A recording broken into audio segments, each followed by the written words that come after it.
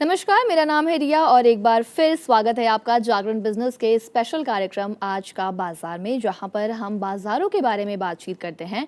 बाजारों में इस वक्त क्या कुछ चल रहा है, निफ्टी बैंक निफ्टी कहां सस्टेन कर रहे हैं, किन लेवल्स पर कारोबार कर रहे हैं, और ऐसे बाजारों में एक ट्रेडर के हिसाब से आपकी इन्वेस्टमेंट स्ट्रैटेजी क्या कुछ होनी चाहिए, इस पर हम एक्सपर्ट से सलाह मशवरा लेते हैं, उनसे बातचीत करने की कोशिश करते हैं। इसी कड़ी में आज बातचीत करने के लिए हमारे साथ बहुत ही खास गेस्ट मौजूद हैं। हमारे साथ है Rachit Khandelwal, head of research and investor education, BNK capital group. Rachit sir, welcome to Jagran business. आपको नमस्कार, सभी दर्शकों को नमस्कार and as always thank you for having me here. It's our pleasure sir. चलिए बातचीत का सिलसिला आगे बढ़ाते हैं और एक बार मार्केट्स पर नजर डाल लेते हैं कि इस वक्त निफ्टी और बैंक निफ्टी किस हाल में कारोबार कर रहे हैं। निफ्टी की अगर हम बात करें तो निफ्टी इस वक्त 24,134 के लेवल पर कारोबार करते नजर आ रहे हैं, यानी कि 24,100 का लेवल निफ्टी ने क्रॉस कर लिया है। और अगर हम बैंक निफ्टी की बात करें तो ये फिलहाल 57,874 के लेवल पर नजर आ रहे हैं, बहुत ही मामूली बढ़त के साथ नजर आ रहे हैं।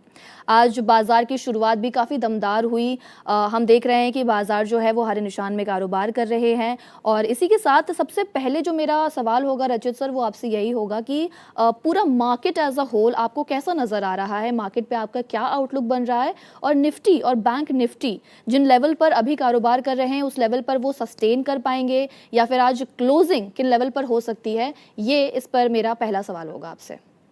देखिए, इसके लिए हम एक और काम कर लेते हैं कि हम थोड़ा सा पीछे चले जाते हैं। 12 जून जब सेकेंड हाफ में एमओयू का हमको अनाउंसमेंट देखने को मिला था, अगर उस वीक पे हम निफ्टी देखें तो 23,200 लेवल्स पे निफ्टी कहीं ना कहीं सपोर्ट ले रही थी।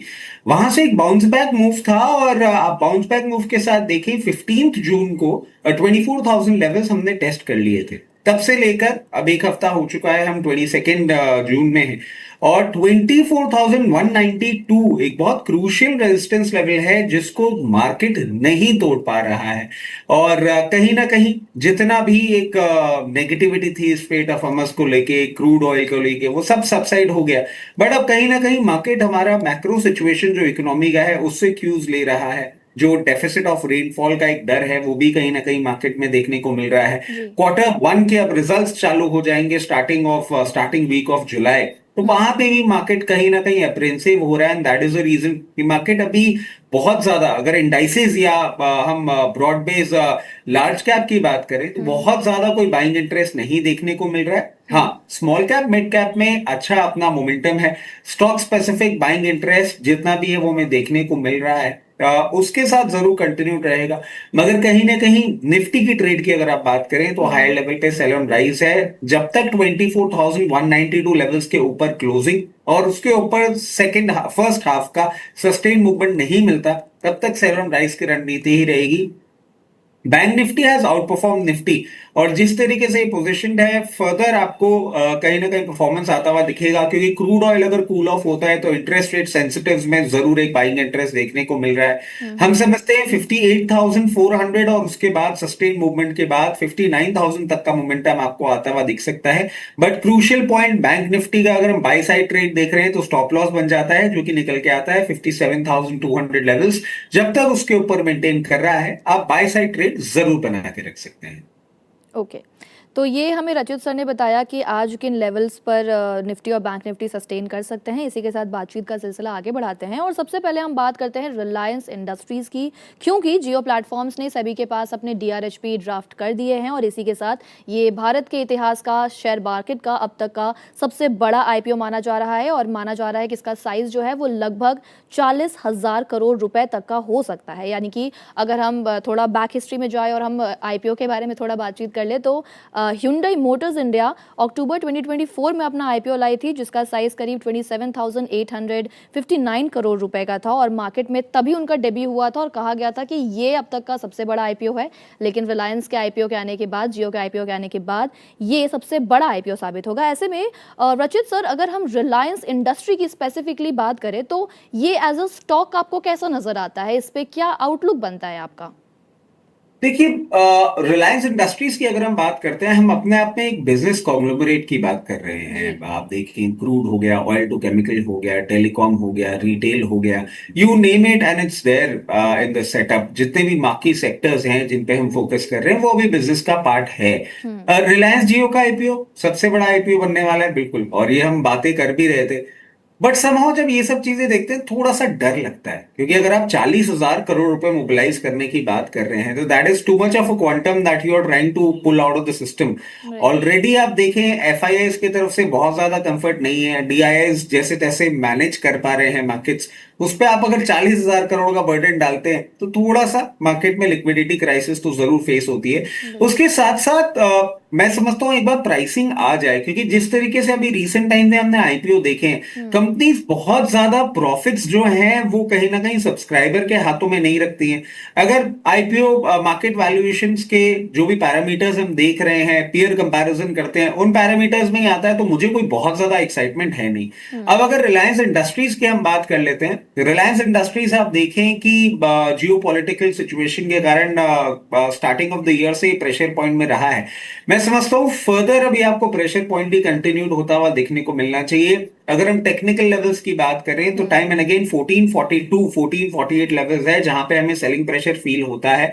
उन लेवल्स को जब तक क्रॉस नहीं करता, तब तक जो खुला नीला आकाश जो रिलायंस इंडस्ट्रीज के लिए होना चाहिए, वो नहीं देखने को मिलेगा। हम्म। उसके बाद लॉन्ग टर्म में आई बिलीव 1600 1800 भी आपको देखने को मिल सकते हैं, बट अभी यहाँ पे कोई बहुत ज्यादा अपसाइड की उम्मीद मैं नहीं कर। ओके। अगले स्टॉक की तरफ बढ़ते हैं सर, और बात कर लेते हैं टाटा मोटर्स कमर्शियल व्हीकल्स की, क्योंकि आज कंपनी को 3400 से भी ज़्यादा ईसीवी के ऑर्डर्स मिले हैं। ऐसे में अगर हम टाटा मोटर्स के दो कंपनीज को कंपेयर करें, वेदर इट इज़ टीएमसीवी और टीएमपीवी, इन दोनों स्टॉक को अगर हम कंपैरिजन करें, तो निवेश के लिहाज से आप इन्वेस्टर्स को किन स्टॉक्स पे दाव लगाने की सलाह देना चाहेंगे? इस पे मैं एक चीज आपको कहना चाहूंगा, तो अभी दोनों का अंडर परफॉर्मेंस की मुझे बहुत ज्यादा एक्सपेक्टेशंस हैं। और मैं ओके। आपको ये क्यों बोल रहा हूँ, क्योंकि Tata Motors was the flag bearer of the EV setup of right. Passenger vehicle, Tata motor right. Passenger vehicle की अगर हम बात करें, और आज भी मार्केट शेयर बहुत ज्यादा है। हम्म। बट मेरे को कहीं ना कहीं जब से ये फ्लेक्सी फ्यूल आया, E85 और E100, और क्योंकि इसमें आपको बहुत ज्यादा इंफ्रा सपोर्ट की जरूरत नहीं है, मतलब पेट्रोल पंप्स में आपको ये अवेलेबल हो जाएगा, रीजनेबली प्राइस्ड होगा, तो कहीं ना कहीं मुझे ईवी स्पेस में एक डेंट आता हुआ दिख रहा है। इसलिए टाटा मोटर पैसेंजर व्हीकल में मैं अभी यहां से एक सडन अपसाइड नहीं देख रहा हूं। मेरे को अभी थोड़े से टाइम का अंडर परफॉर्मेंस दिख रहा है, हो सकता है आपको 336 लेवल्स पे सपोर्ट लेता हुआ दिखे। इसमें मूवमेंट आपको सिर्फ तभी आता हुआ दिखेगा जब अब ये सस्टेन क्लोजिंग करेगा 380 लेवल्स के ऊपर, तो हम्म। उसके बाद आपको 460 तक का मोमेंटम करता हुआ दिखा सकता है। But for that I believe we have to give it a time of 2 to 3 quarters। Tata Motors commercial vehicle की हम बात करें, ये कहीं ना कहीं एक रेंज में ही है। अगर आप higher side of the range देखें, ये 430 440 लेवल्स पे आता है, आपको सेलिंग प्रेशर हावी होता हुआ दिख जाता है। 368 370 लेवल्स पे आता है, आपको बाइंग इंटरेस्ट आता हुआ दिख जाता है। दो कमर्शियल स्पेस में मुझे कहीं ना कहीं डिफेंस का जो पार्टिसिपेशन हो रहा है, वो भी एक एंगल बनता हुआ दिखता है। बट यहां से मैं इसमें भी बहुत ज्यादा कोई एक टर्न अराउंड स्टोरी या बुलिश स्टांस नहीं देख रहा हूं। इसमें मैं आपको ये कहूंगा, लोअर लेवल पे आए तो बाइंग इंटरेस्ट अपना जनरेट करें around 360 370 levels, but only if you can put in 2 to 3 quarters। इसको ट्रेडिंग बेट के तौर पे अभी नहीं लिया जा सकता। Okay. So you talked about EV, so अगला सवाल मेरा ईवी से जुड़ा होगा कि ईवी स्पेस में आपको कौन से स्टॉक्स पसंद आ रहे हैं? नहीं, मैं आपको यही बता रहा हूँ, मुझे एक्चुअली ईवी स्पेस अब प्रॉब्लम में आती हुई दिख रही है, और मुझे ओके। ऐसा लग रहा है कि ईवी स्टोरी जितनी हमने आउटप्ले कर ली है, हम्म। कि EV will be the game changer, crude का क्लियर केस रिप्लेसमेंट ईवी है। मुझे ऐसा लगता है कि ये जो नया फ्लेक्सी फ्यूल आया है, जिसमें आपने देखा होगा कि हीरो मोटोकॉर्प और मारुति ने जी। I believe starting of the month अपने मॉडल्स भी इंट्रोड्यूस कर दिए थे। E85 मॉडल्स आ गए हैं, E100 का भी कंफर्मेशन आ गया है, वो भी आता हुआ दिखेगा। Now, if you compare both the initial cost of EV and those flexi fuel cars and the availability of fuel, their more drivability, I would still believe, I'm bound to believe कि आज इतना time हो गया और आज भी हमें EV को अगर हाईवे हिट कराना होता है या टीयर 3 सिटी जा रहे होते हैं, रूरल इंडिया में जा रहे होते हैं, तो हमको कहीं ना कहीं एप्रीहेंशन लगता है। वो कहीं ना कहीं बहुत क्लियरली एक रूल आउट हो जाएगा when we will get to see E85 और E100। मुझे लग रहा है ईवी थोड़ा सा ओवर प्राइस्ड हो गया है। अब यहाँ पे इन लेवल्स पे मैं ईवी स्टोरी में बेट करने में बहुत ज्यादा कंफर्टेबल नहीं है। ओके सर, एक स्टॉक को देखिएगा, किर्लोस्कर ऑयल इंजन्स। आज इस स्टॉक में 20% का अपर सर्किट लग गया है और अगर हम एक साल के रिटर्न को देखें तो 180% रिटर्न भी दिया है शेयर ने। शेयर के पीछे की तेज़ी की अगर हम बात करें तो वो ये है कि इनको हाइपरनेक्स से 192 मेगावाट का एक बड़ा ऑर्डर हासिल हुआ है। तो ऐसे में किर्लोस्कर ऑयल इंजीनियरिंग में निवेशकों की क्या स्ट्रैटेजी होनी चाहिए? आप एक बार चार्ट्स देखिए और आप बताइए कि ये स्टॉक आपको कैसा नज़र आ रहा है, क्या इसमें रणनीति होनी चाहिए निवेशकों की? देखिए, आप देखिए अब ये आप खुद देखिए, मतलब they are into diesel engines and right. Diesel generator sets. Hmm. So the thing that we were talking about, right. And ये एग्रीकल्चर में पावर जनरेशन और इंडस्ट्रियल सेक्टर में भी डीजल पावर जनरेशन का काम करते हैं और अभी भी आप देखिए इनकी एक अच्छी रिक्वायरमेंट है। अगर मैं इंडस्ट्री स्टैंडर्ड्स के हिसाब से देखूं तो भी पी मल्टीपल्स पे इतने मूवमेंट के बाद भी मुझे सेंस ऑफ कंफर्ट मिल रहा है, ओवर वैल्यूड नहीं लग रहा है। जितने भी इन्वेस्टर्स हैं जिन्होंने पोजीशन बना रखी है, आई वुड स्टिल बिलीव आप इसको कंटिन्यू करिए। बहुत जल्दी आपको 2600 और 2600 के बाद 2860 देखने को मिल सकता है। अगर आप फ्रेश पोजीशन बनाने की बात करेंगे तो मैं आपको कहूंगा स्टैगर्ड मैनर में बनाइएगा। हर 30-40 रुपए के डाउन साइड में आप अपना 10 to 15% पोजीशन रखिएगा, क्योंकि जिस तरीके से मार्केट्स का मूड माहौल है, किसी भी मार्केट करेक्शन में आपको ये 2020 लेवल्स तक भी आता हुआ दिख सकता है। स्टैगर्ड मैनर में पोजीशन बनाइएगा और अपसाइड के लिए ट्राई कर सकते हैं। अच्छे मोमेंटम में स्टॉक दिख रहा है। ओके चलिए सर, सवाल जवाब भी थोड़ा सा ले लेते हैं और सबसे पहला सवाल लेते हैं जो है गगनप्रीत सिंह का। वो आपसे जानना चाहते हैं, उन्होंने 2000 शेयर ले रखे हैं गोदावरी पावर का at ₹305। My view is for 2 to 3 months और वो लॉस में भी हैं। तो वो आपसे जानना चाहते हैं कि आगे उन्हें क्या करना चाहिए, कितने टाइम तक उन्हें होल्ड करना चाहिए या फिर उन्हें एग्जिट कर लेना चाहिए? देखिए, today it's for the first time that we are doing the show together, but right. Reality is, जैसे मतलब जागरण में सब जानते हैं कि मैं शॉर्ट टर्म में ना ये मेरे लिए वो सरप्राइज पेपर वाली सिचुएशन हो जाती है, because I am more of a techno funda person. Technicals मैं अकेले नहीं वो कर पाता हूँ। But anyhow Gagan ji, मैं आपको एक ही चीज बोलूंगा, देखिए 2 से 3 महीने में मैं कोई बहुत ज्यादा मैजिक एक्सपेक्ट नहीं कर रहा हूँ। दो fundamentally I like the company, मतलब फंडामेंटली आप अगर मेरे से पूछें तो डेट फ्री कंपनी है, कहीं ना कहीं इंडस्ट्री पी मल्टीपल्स के हिसाब से रिजल्ट्स भी खराब नहीं लग रहे हैं। बट आपने देखा होगा पावर सेक्टर और मेटल दोनों ही, क्योंकि इसमें आप देखें एक्चुअली ये जो पावर जनरेशन कर रहे हैं ये खुद ही के प्लांट्स के लिए ज्यादा करते हैं। आप इसको हार्डकोर मेटल इंडस्ट्री के तौर पे लेंगे और मेटल में हमने सुपर साइकिल में एक करेक्शन देखा है, बट कोई बहुत ज्यादा डेट्रीमेंटल प्रॉब्लम मुझे नहीं दिख रही है। जब तक 256 लेवल्स के ऊपर वही मेंटेन करता हुआ दिख रहा है, फर्दर अप मूव आपको आता हुआ दिख सकता है और 305 लेवल्स तक आपको दिखा सकता है। बट 2 महीने में मैं बहुत ज्यादा उम्मीदें नहीं कर रहा हूं। अगर आप इसको 2 से 3 क्वार्टर का कमिटमेंट दे सकते हैं तो मैं ये जरूर बोलूंगा कि आने वाले दिनों में आपको ये 346 और 364 लेवल्स भी दिखा पाएगा। पर टाइम कमिटमेंट थोड़ा सा बढ़ा दीजिए तो आप एक डिसेंट रिटर्न लेके निकल पाएंगे। Don't put it only for 2 months। Okay sir, Nifty IT की अगर हम बात करें तो आज इकलौता आई थिंक निफ्टी आईटी ही है जो थोड़ा मोड़ा चढ़ा हुआ नज़र आ रहा है। 1.15% की थोड़ी बढ़ोतरी नज़र आ रही है निफ्टी आईटी में। ऐसे में निफ्टी आईटी में आपको कौन से स्टॉक्स पसंद आते हैं, किन पर आप निवेशकों को ये सजेशन देंगे कि उन्हें बाय करना चाहिए, होल्ड करना चाहिए या फिर सेल करना चाहिए? कोई ऐसे स्टॉक्स बताइए। देखिए, आईटी ना बहुत फन स्टोरी है और मैं आपको बताऊं फन स्टोरी क्यों है, क्योंकि गीतू मैम के साथ तो हमने बहुत लंबे डिस्कशंस भी किए हैं। जी। हाई लेवल्स पे हम बहुत बेरिश थे और क्यों थे, क्योंकि AI was about to take over the entire pack of IT और फिर एकदम से कंफ्यूजन रिकरिंग हुआ और ये भी पता लग गया कि एआई का कॉस्ट इतना ज्यादा हो गया that we have to go back to the roots and अब आईटी वापस से ग्लोरियस होता हुआ दिख रहा है। We have been continuously talking about it. Any level near 27,000 is a very good buy. Friday को भी इनफैक्ट हमने यही बात कही थी और आईटी में हम क्लियर केस बिग फोर्स के साथ ही जाना चाहेंगे और उसके पीछे हमारा एक फंडामेंटल रीजन ये भी है कि they have that much of cash in hand कि वो कंपनी टेक ओवर कर सकते हैं फॉर एआई इंटीग्रेशन इंटीग्रेशन, और फिर rather than putting money and time into innovation, वो इजी रूट ले लेंगे कि कंपनी टेक ओवर कर ली और एआई इंटीग्रेशन अपने अंदर कर लिया। And that is the reason TCS, Infosys, HCL technologies, Wipro, ये लोअर लेवल पे हमें अच्छे लग रहे हैं। बट इसमें आप ये मान के चलिए कि एटलीस्ट टाइम कमिटमेंट जो आपको करना होगा वो 4 से 6 क्वार्टर का करना होगा। आईटी टर्न अराउंड यहां से एकदम से नहीं दिखाएगा। आईटी को स्टेबलाइज होने में थोड़ा सा टाइम लगेगा, लोग इसको समझें, फंड पोजीशन वापस से इसमें बाइंग इंटरेस्ट जनरेट करेंगे, तब आपको एक अपसाइड दिखेगा। अगर 4 से 6 क्वार्टर का आप कमिटमेंट कर सकते हैं स्टैगर्ड मैनर में, put money big four, HCL, Wipro, Infosys and TCS जरूर बेनिफिट दिखे जाएंगे। ओके सर, डिफेंस सेक्टर में थोड़ा जो आते हैं, और डिफेंस सेक्टर में आज भारत फोर्ज काफ़ी ट्रेंडिंग स्टॉक है, क्योंकि भारत फोर्ज को रक्षा मंत्रालय के साथ 425 करोड़ रुपए के कॉन्ट्रैक्ट उन्होंने सिग्नेचर्स दिए हैं और कॉन्ट्रैक्ट साइन किया है। तो ऐसे में Bharat Forge as a stock, पहले तो हम इस पर मैं पूछना चाहूँगी कि ये आपको कैसा लगता है, और दूसरा अगर मैं डिफेंस सेक्टर की बात करूँ, पूरे डिफेंस सेक्टर की, तो उसमें ऐसे कोई स्टॉक्स हैं जो आप लॉन्ग टर्म के लिए सजेस्ट करना चाहेंगे? देखिए, पहले भारत फोर्ज की हम बात कर लेते हैं, और सेबी का एक नॉर्म है और मुझे वो याद आ गया, तो मैं उस पर थोड़ा सा एम्फेसिस ले कर लेता हूं कि हमारे लॉन्ग टर्म पोर्टफोलियो में ये है एंड अराउंड 600 रुपीज लेवल से है। हमने अभी तक इसमें से एग्जिट नहीं लिया है और ना अभी लेने की सोच रहे हैं। भारत फोर्ज आप देखें, बाबा कल्याणी ग्रुप जो है उनका एक फ्लैग बेरर रहा है।